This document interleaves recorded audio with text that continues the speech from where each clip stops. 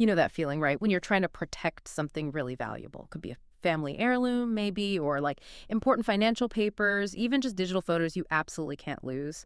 That instinct to keep things safe, it's deep inside us. We put things in safes, make backups, use passwords. Exactly. We build layers of security. But when we get into the digital world, especially with something totally new like cryptocurrency, that whole challenge just gets amplified hugely.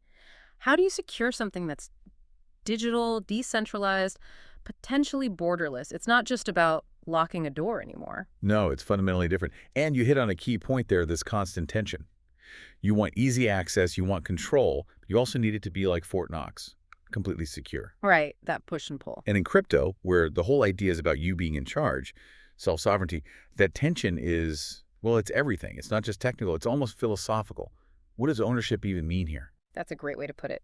So today, that's what we're diving into. We're going deep into crypto wallet security, but we're specifically looking beyond the standard thing most people know, the seed phrase. Because let's be honest, seed phrases, they've been amazing for recovery, but also, frankly, a nightmare for a lot of people, a real double-edged sword. A blessing and a curse, absolutely. Yeah. The responsibility they place on the user is just immense. So our mission today is to unpack that. Where did seed phrases come from? Why are they so challenging? And crucially, what are these new seedless ideas emerging? What's the innovation here? We really want to figure out what this all means for owning digital stuff in the future. And the materials you shared give us a fantastic roadmap for this, looking at the history and, the cutting edge. Yeah, the evolution is fascinating. By the end of this, hopefully you listening will have a much clearer picture of the options, what self-custody really means today, and how it all applies, practically. Okay, let's start at the beginning then. The absolute foundation, because underpinning all of this is the private key. It's not just a password, right? It's something much more fundamental. Oh, absolutely. It's the cryptographic core. Think of it as this incredibly long, unique string of numbers and letters, usually 256 bits long. And it's not random in a meaningless way. It's mathematically generated and linked directly to your public crypto address on the blockchain. So it's the proof, the thing that says, these coins are mine. Exactly. It's the ultimate access token. It's the mathematical proof, the signature, that lets you authorize spending from your address. Without that specific private key, you simply cannot move the funds. It's like the master key to a vault full of digital gold. Lose the key, the vault stays locked forever. And crucially, the math behind it, usually elliptic curve cryptography, means you can get the public address from the private key, but you basically can't go the other way around. You can't guess the private key from the public one. That's the magic. Okay, so it's super secure, mathematically speaking, but then we hit the human wall. Who can possibly remember, E987, DA6 to F23, and so on for like 64 characters and type it perfectly every time? Nobody. I mean, realistically, nobody. Even writing it down perfectly is prone to error. One wrong character, and it's useless. It's just not practical for us mere mortals? Precisely. Cryptographic strength met human limitation. And that's exactly why the seed phrase was invented. It was a necessary bridge. Ah, okay. So the seed phrase is the solution to the unusable private key problem. It is. Standards like BIP 39 came along, Bitcoin Improvement Proposal 39. It defined a way to take a big random number, the entropy, and turn it into a list of usually 12 or 24 common, easy-to-read words. English words, typically. That list of words, in that specific order, acts as a master key. It allows you to deterministically regenerate your private key, or actually all the private keys your wallet manages. All of them, not just one. Potentially all of them, yes. Most modern wallets use what's called a hierarchical deterministic, or HD, structure. The seed phrase is the master seed for generating a whole tree of keys and addresses. So its main purpose is recovery. Lose your phone, your laptop breaks, wallet app gets deleted. Use that phrase to get everything back. Got it. So it's like the ultimate backup kit for your entire crypto life. You could think of it that way. Yeah. A master password for your decentralized financial identity. And the huge benefit, the reason it became so standard is that recovery power, right? Lose your device, doesn't matter where you are, you just need those words. Get a new wallet, type them in. And your funds are accessible again. Anywhere in the world, on any compatible wallet. That universal recoverability was and is incredibly powerful. And that ability, that's what people mean by true self-custody. That's a huge part of it, yes. Self-custody means you control the keys. Not a bank, not an exchange, not some third party. You Your seed phrase is the ultimate proof and means of that control. You are your own bank. In essence, yes. Yeah. You bypass the intermediaries. That's the core promise for many people in crypto. And the seed phrase was the tool that made that promise tangible for individuals. Okay, but here's where it gets tricky, where the whole thing can fall apart. That Achilles heel you mentioned, this amazing tool for control and recovery, it also creates this massive single point of failure. It really does. It's the great paradox of seed phrase-based self-custody. The thing designed for your ultimate security is also your single biggest vulnerability. Because those 12 or 24 words, they are everything. If they are compromised or lost, there's no backup plan provided by the system itself. Right, unlike my bank account. If I lose my debit card or forget my online password, I call the bank, verify my identity, and they help me out. Exactly. There are recovery mechanisms, customer support, ways to prove who you are with a seed phrase. In a purely self-custodial setup, there's none of that. No central authority to appeal to. The responsibility is entirely solely on you. And the ways things can go wrong, they're not small risks, are they? Let's break those down. The most obvious one must be just losing it. Loss. Yeah, it's heartbreakingly common. You write it down on paper, maybe even get clever, etch it onto metal, store it somewhere safe. But what if there's a fire, a flood, you move house and it gets lost in the shuffle? Or you just forget where that safe place was. If that only copy is gone? Your funds are gone, period. Irretrievably. We hear horror stories constantly, people losing access to fortunes because the piece of paper or the USB drive, whatever it was, is just gone. It becomes inaccessible digital dust. Oh. Okay, so loss is catastrophic. What else? Then there's sharing. And this can happen accidentally, or maybe someone is tricked, coerced. Phishing scams, maybe? Someone pretending to be tech support asks for it? That's a classic one. Or maybe you trust someone you shouldn't. The moment you share that phrase with anyone, they have identical, complete control over your funds. Instantly. It's not like sharing a password you can change later. Not at all. The seed phrase is the key generation material. You can't revoke it. You can't change it for that wallet. It's like handing over the signed deed to your property, not just a temporary key. They can just drain the wallet. There's nothing you can do. Wow. Okay. Loss. Sharing. What's the third big one? Poor storage. This is huge and often underestimated. People mean well, but they don't grasp the danger. Like taking a photo of it on their phone. Exactly. That's a classic mistake. That photo might get backed up to the cloud automatically, iCloud, Google Photos, making it vulnerable if your cloud account is hacked. Or saving it in a text file on their computer. Notes app. Email draft. All dangerous. If your computer or phone gets malware, that file can be found and stolen. Even just copying it to your clipboard can be risky. Some malware specifically looks for crypto-related data there. So storing it digitally anywhere that's connected to the internet is basically a bad idea? Generally, yes, it introduces significant risk. Even storing it physically but insecurely, like on a sticky note by your monitor, is asking for trouble if someone gains physical access. It's like leaving the key to your vault under the doormat because it's convenient. The convenience is wiped out by the massive vulnerability. So the thing designed for security becomes the biggest weakness. That paradox again. It's fascinating, isn't it? The power of total control comes packaged with the absolute crushing responsibility for perfect, flawless security. Forever. That's a heavy burden for the average person. It's immense. People get into crypto for freedom, maybe for potential gains, but they often don't realize the sheer weight of that security task until they're holding the seed phrase, wondering where on earth to keep it safe from, well, everything. So for you listening, if you're using crypto, understanding this tension control versus responsibility is absolutely vital. It's not just academic, it's about protecting your assets. Knowing these risks is the first step. And it's precisely this burden, this difficulty that's fueling the drive for something better. For these seedless solutions we're about to get into, it's about finding resilience, not just demanding perfection from users. Yeah, that burden is immense. And it feels pretty obvious then that if crypto is ever going to be truly mainstream, like used by everyone for everyday things, these seed phrases are just too much, too clunky, too scary. That's exactly the problem for mass adoption. It's not just inconvenient, it's a major psychological barrier. Think about it. You have to perform perfect, error-free offline storage. Paper, metal, okay, but where? How many copies? How do you protect against fire, water, theft, and forgetting? Right, the mental load is huge, the constant low-level anxiety. Exactly. That constant fear of messing up, of losing everything because of one mistake. That friction makes people hesitant. It makes decentralized finance feel intimidating, not empowering. We don't worry about our bank accounts this way. And it's not just us speculating. The data backs this up strongly, right? The materials you shared mentioned research from Tandem. Yes, very compelling data. They found that when users were actually given the choice between a traditional seed phrase setup and a seedless alternative. A staggering 75% preferred the seedless option. 3 out of 4 people. That's not a minor preference, that's a landslide. It tells us the market is screaming for alternatives. It's not just tech nerds or people who've been burned before. It's the broader user base saying, this is too hard, too risky. Precisely. It signals a widespread demand for solutions that offer the benefits of crypto, the ownership, the control, but without the terrifying fragility and complexity of managing a seed phrase perfectly. People want simpler, safer ways to engage. They're actively looking for that balance. Strong security, yes, but combined with ease of use. They want robust systems, not just extreme personal responsibility.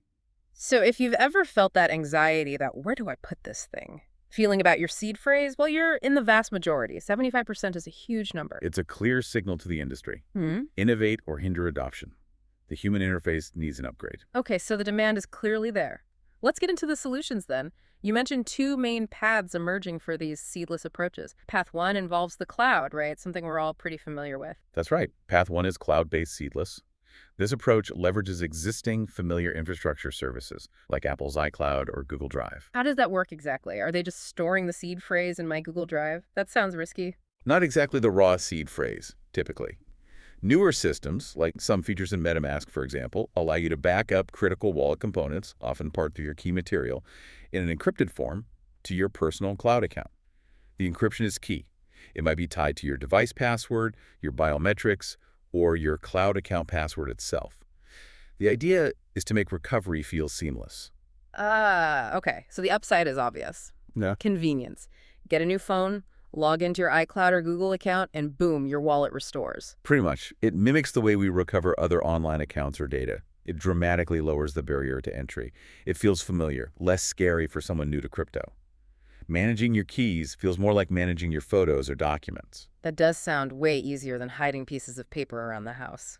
It is, undeniably. Yeah. But, and this is a big but, that convenience comes with a very significant trade-off. Which is? You're reintroducing reliance on centralized big tech infrastructure. Hmm. You're trusting Apple or Google, not just with your encrypted data, but also with the security surrounding your account access. Meaning, if my Google account gets hacked, Then potentially the hacker could access that encrypted wallet backup. If they can bypass your Google security, maybe through phishing, malware, a SIM swap attack to get your 2FA codes, they might be able to restore your wallet and drain your funds. so the single point of failure shifts from my physical seed phrase management to my email and cloud account security. Precisely. You've swapped one kind of risk for another. You're outsourcing the security of your recovery mechanism to a third party, a tech giant.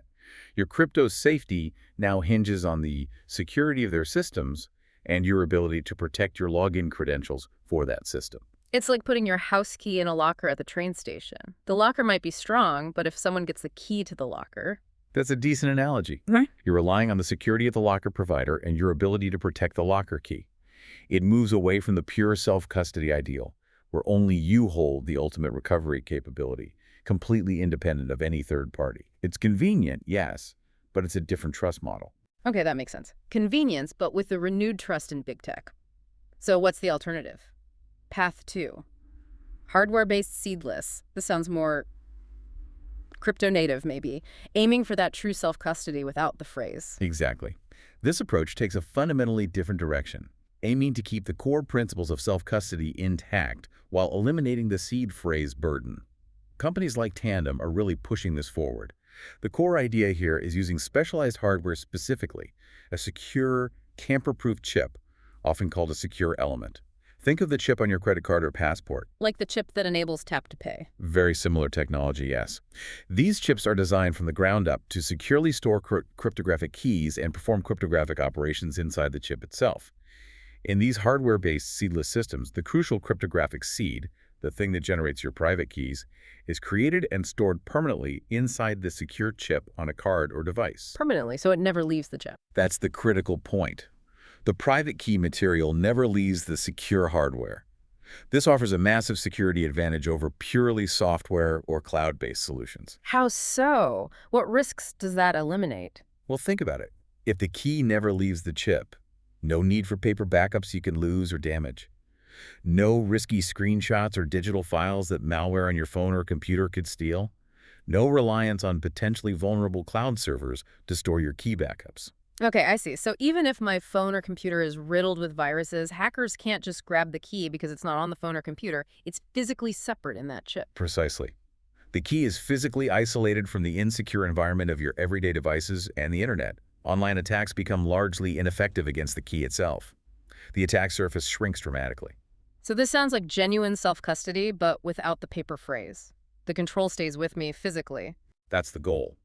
The critical key material is under your direct physical control via the hardware card, not managed by or recoverable through a third party's digital infrastructure. Authentication might involve a PN entered directly on the device or confirmed on a trusted display, ensuring the transaction is authorized securely at the hardware level. And recovery mechanisms for these systems are often also hardware-based. Maybe you need 2 out of 3 cards to recover, or use a secure backup card, keeping the process away from easily compromised software environments. Okay, but there's always a trade-off, right? What's the catch here? The trade-off shifts. You're swapping digital vulnerability for physical responsibility. You absolutely must keep that physical hardware card safe. So instead of worrying about hackers stealing my phrase online, I'm worrying about losing my wallet or someone stealing the card. Essentially, yes. The responsibility becomes safeguarding a physical object. If you lose the card, or it's destroyed, you need to rely on the system-specific recovery method, which, as mentioned, is often hardware-based itself, like using backup cards. It's like managing a debit card, but for potentially much higher stakes. That's a good way to think about it. You protect the card itself. It's a different kind of security thinking. Many people find managing a physical object more intuitive and less anxiety-inducing than managing an abstract, easily copied, easily lost string of words. But the need for responsible safeguarding remains, just in a physical form. So we've got these two paths: cloud convenience with centralized risk and hardware security with physical responsibility. How does this change that fundamental convenience versus security debate in crypto? It reframes it significantly. It shows the debate is becoming more nuanced.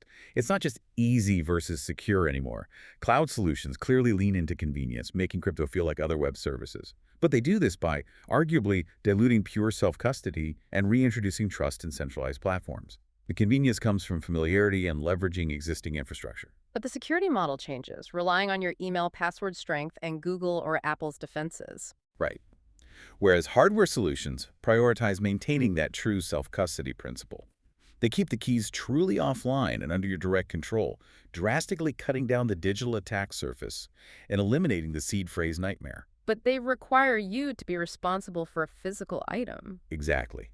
The convenience in the hardware model comes from removing the anxiety and complexity of seed phrase management, replacing it with the more familiar task of safeguarding a physical card.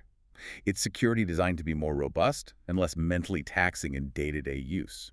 It really feels like users are pushing for both, though. They don't want to choose between easy and secure anymore. They expect both. That's the key driver now. The 75% statistic underlines it. Users want simplicity and strength. And innovators like Tandem are showing it's possible. They're designing systems that aim to deliver robust, self-sovereign security in a package that's actually intuitive and accessible. It's not just about making security easier, it's about making strong security usable for everyone. Precisely. Because for crypto to go truly mainstream, you can't expect the average person to become a cybersecurity expert or tolerate constant anxiety about losing everything. The system needs to be inherently safer and simpler to use. That convergence is crucial. It feels like the industry is finally tackling the usability problems that have held back wider adoption for so long. It's about building solutions that empower users with control, but without overwhelming them with impossible burdens, making self-custody a practical reality, not just a theoretical ideal for the technically savvy. Okay, so if seed phrases are on the way out for mass adoption and we have cloud and hardware seedless now, what's even further down the road? Where does innovation go next? This space moves so fast. It does, and the quest continues for even better ways to balance security, usability, and decentralization. The current seedless options are great steps, but the industry is already exploring the next wave. Like what kind of future tech are we talking about? You mentioned social recovery earlier. That sounds intriguing, using your friends or family. Yeah, that's one major area. Instead of a single seed phrase or even a single hardware device being the sole recovery path, you distribute trust, You designate several guardians, trusted contacts, maybe family members, close friends, perhaps even a secure third-party service as one guardian. If you lose access, you need a certain number of these guardians, say 3 out of 5, to approve the recovery process. How do they prove it? It typically involves them using their own keys or devices to cryptographically sign a message, confirming your identity or approving the recovery request. Often this is built on cryptographic schemes like Schmear's secret sharing, where the secret needed for recovery is split among the guardians and a threshold number of pieces are required. So no single guardian can steal your funds, but collectively they can help you get back in. Exactly. It replaces a single point of technical failure, lost seed phrase, with a distributed social trust model. The challenge, of course, is choosing reliable guardians, managing those relationships over time, and the potential hassle of coordinating them if recovery is needed. What if a guardian loses their key or you have a falling out? Right, introduces social complexities. Okay, what else is emerging? Multi-party computation, MPC, sounds very sci-fi. Splitting keys. It does sound futuristic, but it's very real and increasingly used, especially by institutions and exchanges, but also potentially for individual wallets. Hmm. With MPC, the private key is essentially split into multiple mathematical shares. These shares are distributed, maybe one on your phone, one on your laptop, maybe one held by a secure service provider. The crucial part is, the full private key is never brought together in one place, not even temporarily during a transaction. How does it sign anything then? Through complex cryptography, the different shares perform a distributed computation. Each share contributes its part to creating the final transaction signature without revealing its individual secret piece to the others. So even if one device or server holding a share is compromised, The attacker doesn't get the full key. They'd need to compromise multiple shares, often stored in different locations and under different security protocols simultaneously. It dramatically increases security by eliminating that single point of failure at the key level itself. It distributes the risk very effectively. wow, okay, that sounds powerful. And the last one you mentioned, biometrics tied to secure hardware, using my fingerprint or face. Yes, this combines the convenience we love from our smartphones with the robust security of hardware.